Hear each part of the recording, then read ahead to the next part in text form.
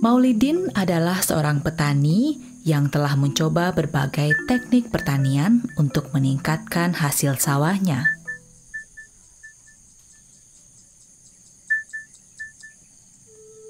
Dulu hasil sawah keluarga saya hanya cukup untuk dimakan sekeluarga. Hasil panen tidak cukup untuk menutupi kehidupan keluarga saya. Sekolah saya hanya sampai tingkat sekolah dasar saja. Orang tua saya tidak ada biaya untuk melanjutkan sekolah saya. Saya harus mengumpulkan kelapa untuk dijadikan minyak, hanya sekadar untuk menambah kebutuhan keluarga. Setiap hari saya memanjat sekitar 40 pohon kelapa.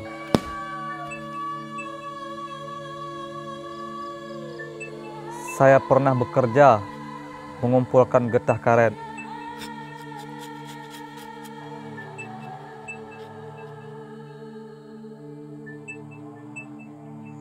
Hingga pernah sebagai tukang masak di perusahaan kelapa sawit.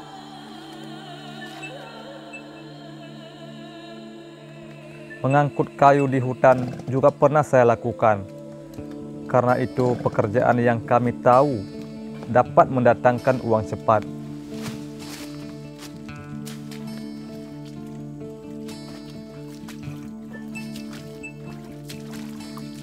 Walaupun resikonya kami sudah tahu sebelumnya. Saat umur saya 19 tahun, konflik memuncak di Aceh. Kami dihantui rasa ketakutan setiap saat. 1,5 tahun lamanya kami di pengungsian, kelaparan yang kami rasakan.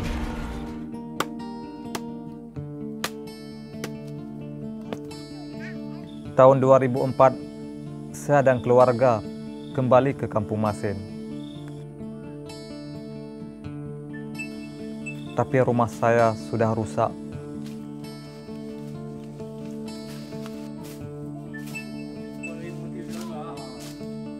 Jalanan rusak, listrik tidak ada lagi.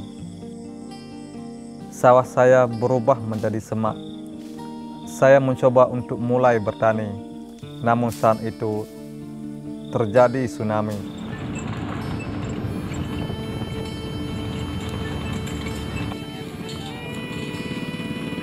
Desa saya tidak terkena dampaknya.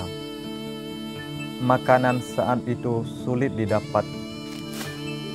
Kami harus pergi ke hutan mencari janeng sebagai makanan keluarga.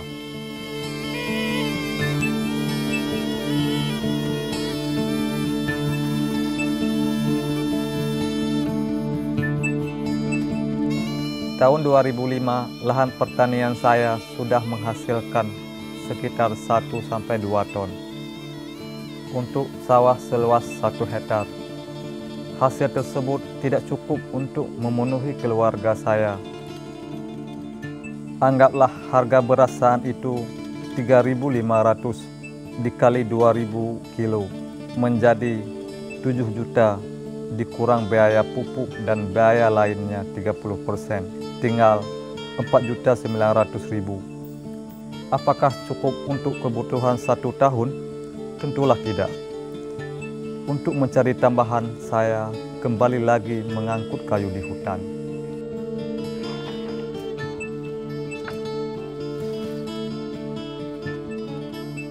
Saya sedang bekerja menarik kayu, mengangkat kayu ya. Lewat dari kedai, melihat orang rame-rame. Saya bilang, itu apa rame-rame? Katanya ada pelatihan katanya. Pelatihan apa? Nggak tahu katanya. Pokoknya naiklah ke Melasah dulu. saya mensosialisasikan sistem SRI organik dengan menggandeng organisasi dari Pansu waktu itu.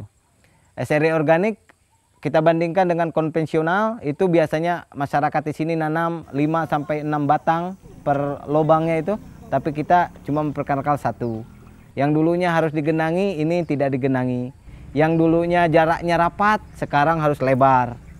Yang dulunya pakai pupuk kimia, sekarang harus pakai pupuk kandang. Dan itu yang sedikit mungkin dianggap remeh waktu itu terhadap program yang saya bawa. Karena sampai sosialisasi dan pembentukan kelompok pun waktu itu sampai dinamakan Cicoba ya. Cicoba kalau dalam artian orang di sini itu coba-coba. Ya udah coba-coba saja, nggak mungkin berhasil gitu kan dalam pikirannya. Dalam arti kasar seperti itu. Namun berjalan dengan waktu itu ada diadakan sekolah lapang. Kita berikan pelatihan dari mulai tanam, pemupukan sampai panen di sebuah demplot. Waktu itu demplotnya emang 1 hektar kita buat untuk di sini. Sebelumnya saya tidak tertarik dengan SRI itu karena pengalaman kami nanam padi itu biasanya kami 5 batang sekali tanam. Ini diajak 1. Biasanya kalau 5 itu tumbuhnya 1, kalau ditanam 1 ya kalau mati 1 tinggal apa, kan seperti itu. Begitu mereka membuat sebuah demplot, saya melihat kok ditanam 1 kok tumbuh 20. Ya, melihat perkembangan padi itu ditanam 1 tumbuh 20 itu, disitulah awalnya saya tertarik dengan padi itu. Setelah saya mencoba, itu hasilnya lebih meningkat lagi. Awalnya 6 rantai itu bisa saya dapatkan sekitar 800 kilo. Sekarang bisa dapat saya 1,5 ton. Satu demi satu butir padi disemai, satu demi satu benih padi yang tumbuh di tanah akan tumbuh subur dan leluasa, akan tumbuh subur dan leluasa. Rumputnya lebih kokoh, hasilkan tangkai-tangkai panjang, buahnya lebih banyak. Itu padi tanam sebatang dan bulir padinya lebih bernas, dan bulir padinya lebih bernas.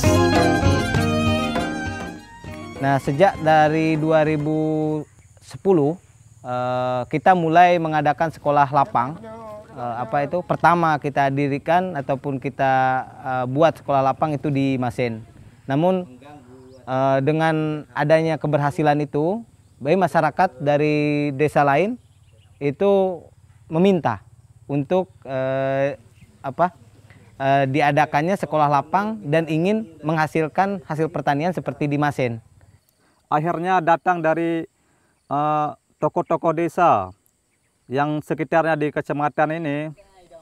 Mereka begitu tertariknya SRI itu, dalam pencontohan itu mereka mengajak saya ke desa-desanya untuk melakukan seperti yang saya lakukan di desa. Setiap desa saya melakukan ada 13 hektar. Yang dibuat pencontohan itu cuma 1 hektar per desa. Yang subur, bulir padi yang bernas, dari padi tanam sebatang, apalagi yang diimpikan. Maka 2010 sampai 2011 Caritas membangun strategi adalah dengan membangun kelompok-kelompok tani dengan kerjasama dengan Badan Penyuluh Pertanian Pate. Itu kita kerjasama membina dan mendampingi 18 kelompok tani dari 17 desa. Terutama yang kita dampingi adalah bagaimana mereka bisa mereplikasi atau melakukan penanaman padi dengan cara atau dengan metode SRI. Di situ pertama kami kerjasama dengan NGO Caritas. Mungkin kami bahu-bahu coba peningkatan untuk meningkatkan hasil. Jadi baik pola tanam yang dari kebiasaan kita rubah menjadi ya kita bilang luar biasa. Jadi itulah pola SRI. Iya, alhamdulillah masyarakat di sini mungkin sudah 50% atau 60% yang sudah mengikuti pola SRI. Lebih bagus SRI sekarang. Lebih irit, bibitnya lebih irit. Kalau dulu kita bibitnya kan banyak-banyak, sekarang nggak banyak lagi. Ada 2 kelompok kami di sini. Yang satu kelompok sekarang nggak nanam di situ. Di kelompok situ banyak kendala, kemarin ada gajah. Makanya orang itu ada yang masuk juga ke sini. Kelompok kami ya.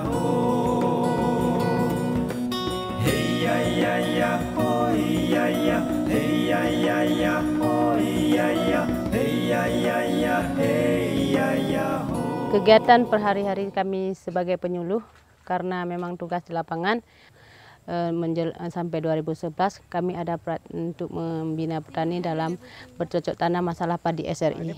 Jadi kita menanamkan SRI tidak memakai pupuk kimia, kita pakai bahan lokal termasuk perawatan apa saja, pemupukan kita pakai bahan lokal.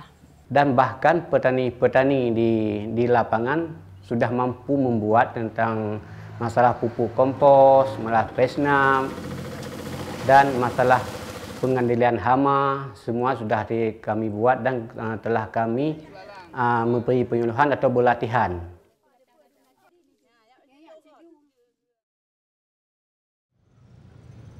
Nangro Aceh Darussalam merupakan penghasil beras 9 terbesar di Indonesia. Dengan produksi pada tahun 2010 sebesar 1,62 juta ton. Namun Provinsi Aceh masih mendatangkan beras dari Sumatera Utara. Ini disebabkan karena proses penggilingan padi petani di Aceh dilakukan di Sumatera Utara dan hanya 5% yang kembali ke Aceh. Kurangnya fasilitas pasca panen maupun mekanisme pasar di masyarakat menjadi kendala kebangkitan kemandirian ekonomi lokal. Jeratan pertanian konvensional yang tidak berpihak kepada petani berdampak pada ketahanan pangan masyarakat. Secara tidak disadari, pertanian konvensional sebagai salah satu penyumbang pemanasan global dunia. Sektor pertanian dan peternakan memberikan kontribusi emisi gas rumah kaca sebesar 8,05% dari total gas rumah kaca yang diemisikan ke atmosfer melalui sawah-sawah yang tergenang menghasilkan gas metana, pemanfaatan pupuk serta praktek pertanian, pembakaran sisa-sisa tanaman, pembusukan sisa-sisa pertanian, serta pembusukan kotoran ternak. Sumber pemanasan global lainnya di Indonesia per tahun berasal dari pembakaran batu bara 9 miliar ton karbon dioksida, konversi lahan dan perusakan hutan,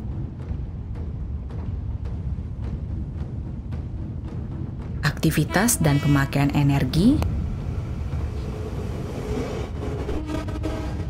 pertanian, dan limbah 451 juta ton karbon dioksida.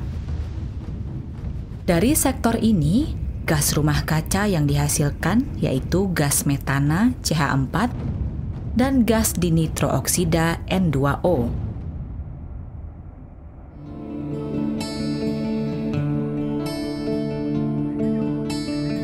Bumi adalah ibu, dari rahimnya lahir kehidupan. Selama ini, sebagian besar petani selalu melakukan pembakaran jeraminya setelah panen.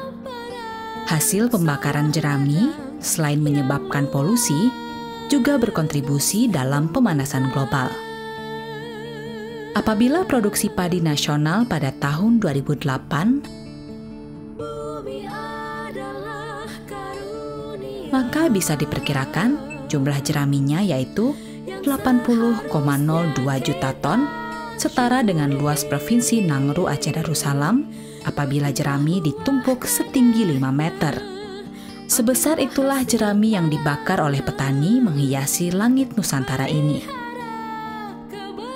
Jika jerami ini dibuat kompos dan hasil komposnya adalah 60%, maka potensi nasional kompos jerami adalah 48,01 juta ton.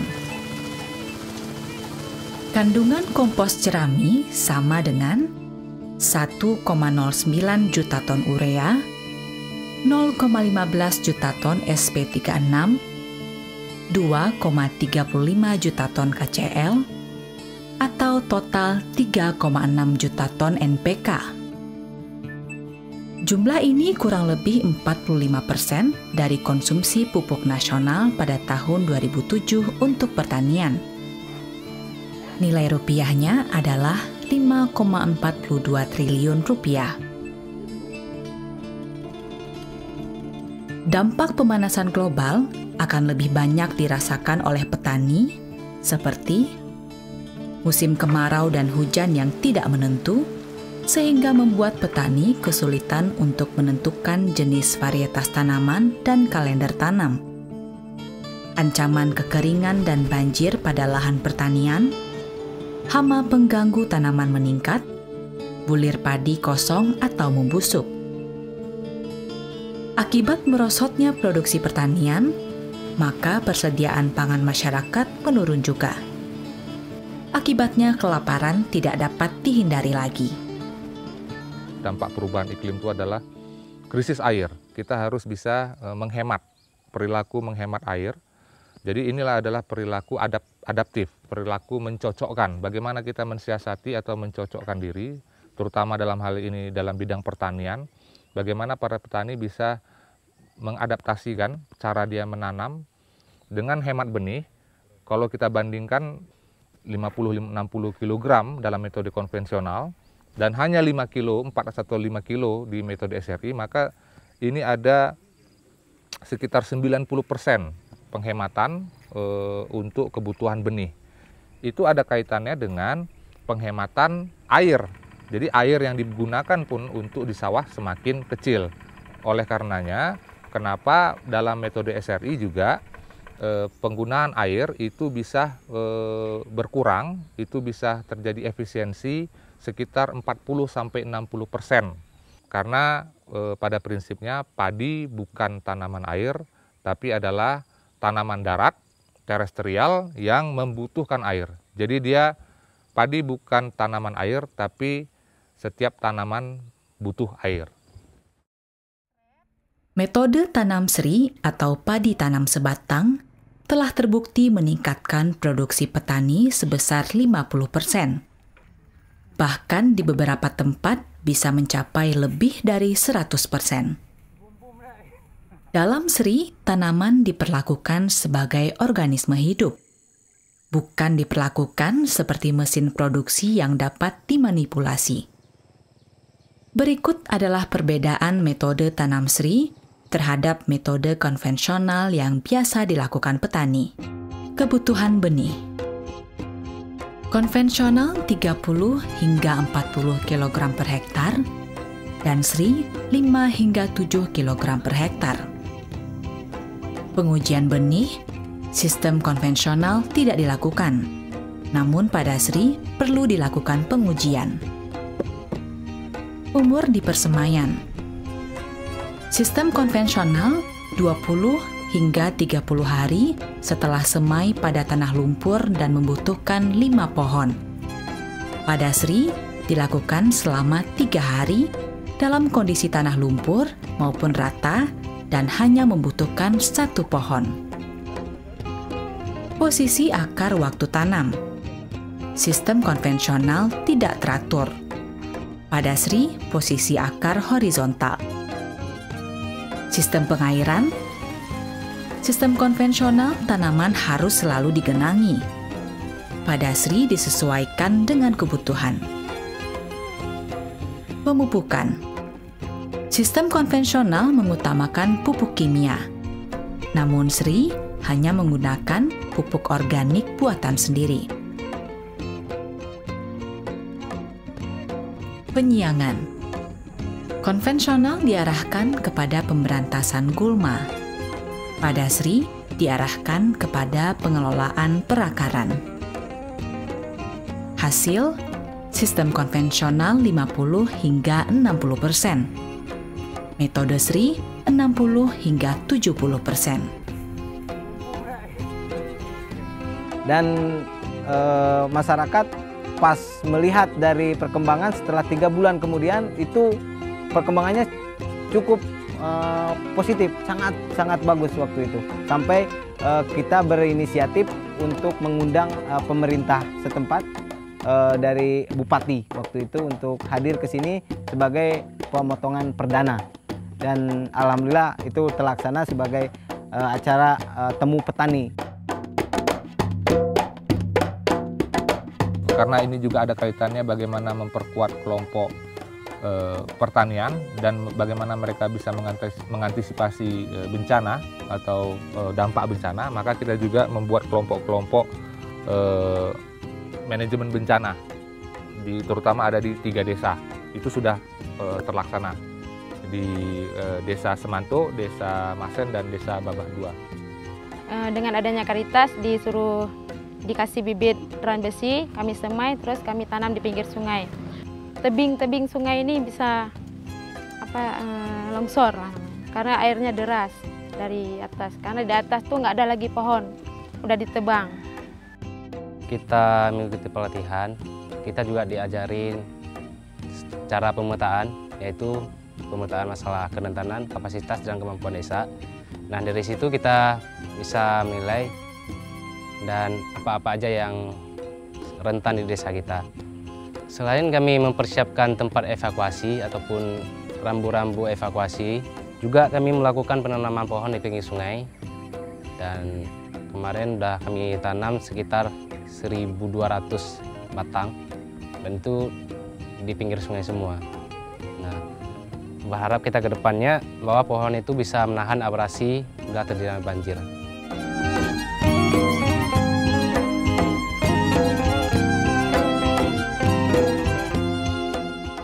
Sebelumnya 2010 akhir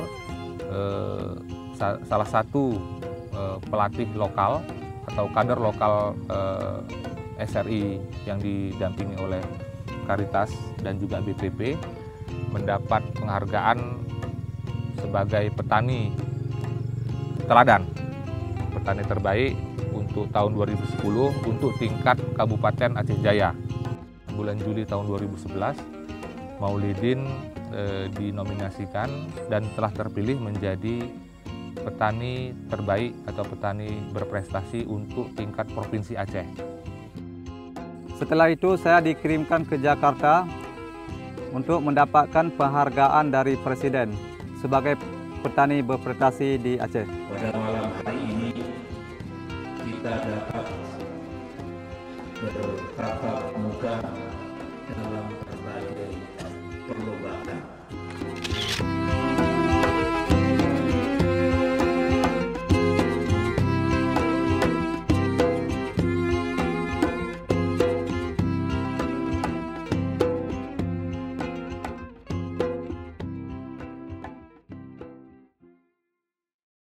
Kami teruskan tentang masalah padi SRI ini. Karena terutama tentang masalah itu, tentang masalah hasil. Hasil sangat memuaskan, maka kelompok-kelompok ini tidak ingin kembali kepada semula seperti konvensional. Kami tetap SRI dan organik. Menyabarakan, kamu megau santai kadang habis peng untuk 500 lebih. Jino hanale paling-paling 50 lebih untuk tabla resep je dah.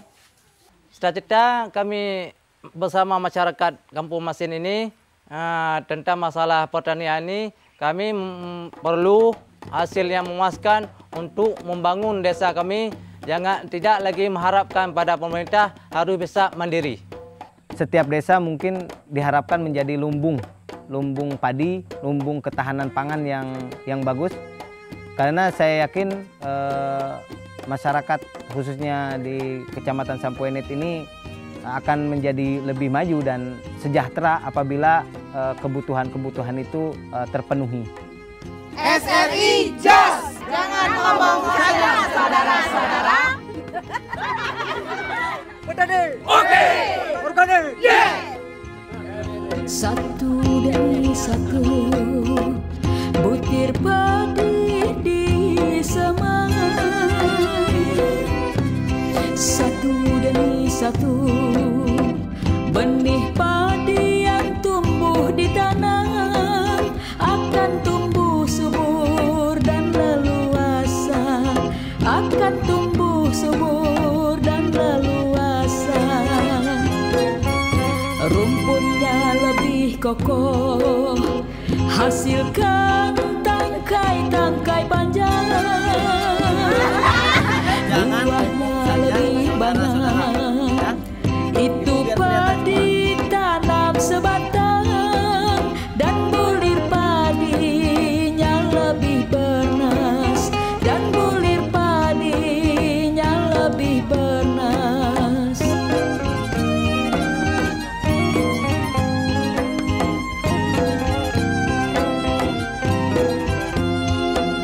Apalagi yang diinginkan petani selain sawah yang subur, bulir padi yang bernas, dari padi tanam sebatang. Apalagi yang diimpikan petani selain hasil yang berlimpah, bebas